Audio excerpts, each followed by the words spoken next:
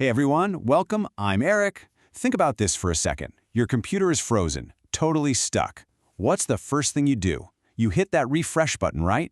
It's our universal signal for a do-over. But what happens when it's not a machine that's frozen, but a giant company, or maybe even your own career? Where's the refresh button for that? Well, that exact question is really the whole point of Hit Refresh, the book by Microsoft CEO Satya Nadella. And it's not just about restarting a computer. It's about a total reboot of a company's culture, its strategy, even how you see the world. So today, we're going to dig into how he pulled it off. All right, let's set the scene. Before Satya Nadella took over in 2014, Microsoft was, well, it was in a deep freeze, a total stalemate. They completely missed the boat on smartphones, the culture inside the company was legendarily toxic, and honestly, most of the tech world had already written them off. They were seen as a relic. And then, this guy, Satya Nadella, a 22-year insider, steps up and somehow engineers one of the biggest corporate comebacks we've ever seen. To really get the scale of this turnaround, you have to understand just how bad things were. This wasn't just a tough quarter or a missed product launch. Microsoft was in a state of, as he calls it, systemic stalemate, a real cultural crisis. So back around 2014, Microsoft was worth about $300 billion. Now that sounds like a massive number, and it is, but the feeling in the air was that the party was over. Their glory days were in the rearview mirror. This company that practically invented the PC era was now seen as slow, bloated, and just not innovative anymore. The culture was actually crushing the creativity it desperately needed. You want to know how bad it was? This quote here. This actually comes from a cartoon that Microsoft employees themselves are passing around. It just perfectly captured the toxic environment it was caused by this performance review system called stack ranking, where you literally had to rank your employees against each other and fire the bottom percentage. So instead of collaborating, everyone was competing. It was brutal. So, you've got this massive, dysfunctional giant. How on earth do you fix a problem that deep? Well, Nadella's answer wasn't some fancy theory from business school. It was something way more personal, way more human. For Nadella, empathy wasn't just some feel-good corporate buzzword. It was personal. He shares this incredibly moving story in his book about his late son Zane, who was born with severe cerebral palsy. He says that experience completely reshaped him as a person.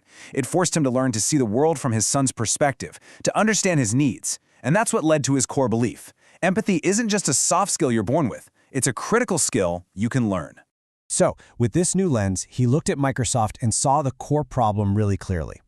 The company had become a know-it-all culture. And think about it. When you think you know everything, what do you stop doing? You stop listening, you stop learning. And in tech, if you stop learning, you're dead.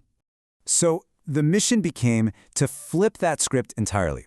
Microsoft had to go from being a know-it-all organization to a learn-it-all one. And what was the bridge to get from one to the other? The essential ingredient? It was empathy. And this wasn't just talk. It had real-world applications. For customers, it meant you stop telling them what they need and start actually listening to their problems. For partners, you look for ways you can both win instead of trying to crush them. And maybe most importantly, for your own team, you have to create a space where it's safe to fail, where people can say, I don't know, and learn from their mistakes. Look, a new philosophy is nice, but it's meaningless without action. So let's get into the nitty-gritty. What were the actual concrete steps Nadella took to inject empathy right into the company's DNA?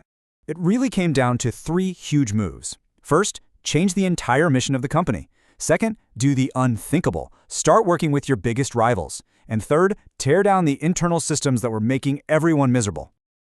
Okay, first, the new mission. Read that. Notice what's missing?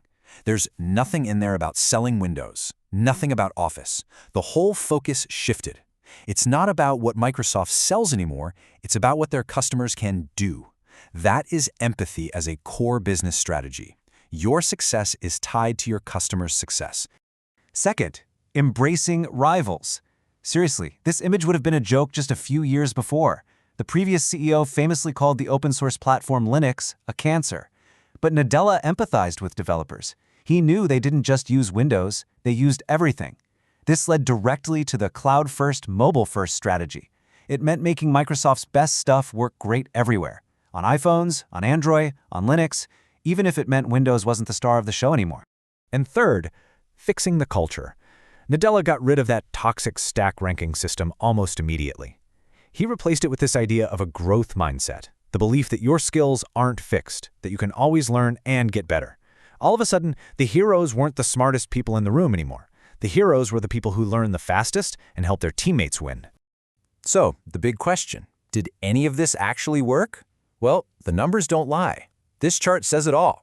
In about a decade, Microsoft's value skyrocketed, a 10x increase, from $300 billion to over 3 times $1 trillion.